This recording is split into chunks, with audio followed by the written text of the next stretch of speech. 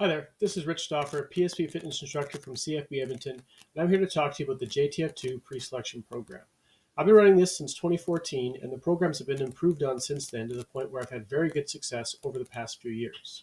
One thing to make note of is these timelines are subject to change given the situation with COVID-19. I've left things a little bit more general for this video, but I'm assuming that if life is permitted to go back to normal, I'll revise the timeline accordingly. So first things first, we want to talk about what is selection phase. Though it's largely left unknown, we do know a few things listed here. It'll likely be the hardest week of your life, and you should have to work very hard to be successful. First thing you want to do is do a personal readiness evaluation. Here we see some minimum requirements before you can consider coming to me for a specific preparation. If you're in a position where you're not ready, please come to PSP. You don't need to come to me if you're at this phase. Depending on what time of year it is, I may be busy with this year's SAR or JTF2 applicants, so you can definitely go to another PSP fitness instructor if you like. Once we got to this point, we can talk about a general strength and conditioning program. This program is designed to get you in shape for the actual program. I give most people a very similar general strength and conditioning program. It's very basic for a lot of reasons, and it works to improve multiple aspects of fitness for most trainees about 90% of the time. Your mile and a half time will improve, and you will get stronger and become more familiar with the basic lifts.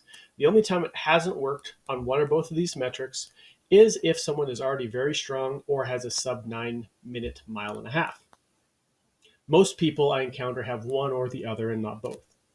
The other thing we focus on is some volume training. This is a bit more of an outline to prepare for selection. We know that you're going to be required to put down a lot of volume on some very basic calisthenics, such as push-ups and sit-ups, and this program makes sure that you can do that when we start way out ahead of time. Next up is some more specific training. During the general program, likely one or more aspects of training will lag behind while the others are making progress. And this is our opportunity to focus on what needs improving on, be it your distance running, your speed or endurance with your distance running, general strength, or anything that's been lagging behind other elements. Generally, we have time to spend time on 2 or more things over about 8 weeks. So we might say spend 8 weeks concentrating on strength and 8 weeks concentrating on some kind of endurance, for example. Next up, we get into the actual pre-selection training program itself. It's about 12 weeks long, depending on when your selection is. It might be as little as 8, or it might be as many as 14, as there are generally 3 selections. This is the meat and potatoes of the program. It's 5 days a week of an in-person program, ideally, with plenty of people having jumped in just at this point and been successful. The ones who seem to get in the earliest often do the best, though. So getting into that pre-program definitely gives you an advantage. 3 to 4 days a week, there will be 2-a-day workouts, and Sunday is often a rest day. Next up, we get to selection. We've talked about this already a little bit. It's long and difficult, and if you follow the program, you'll be ready physically for what you're going to be facing. After selection, we get into some post-selection phase. So basically, you report back to me what worked, what didn't work, what you liked about the program, what was a good use of your time, what you thought maybe we could have spent a little bit less time on. That really helps me improve the program for people in subsequent years. So that's definitely good data for me to have, and I always appreciate it.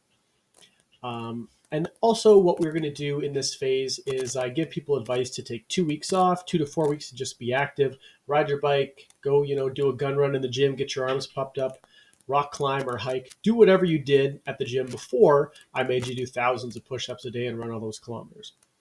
Then we do some rehab work and we start getting ready for the assaulter course. We're generally off the 2-a-day workouts and into more of a sustainable type program with 1 to 2 hours of PT tops a day. And the rest of your time can be spent doing other things. Well, thanks for checking out this video. Feel free to drop me a line if you have any questions.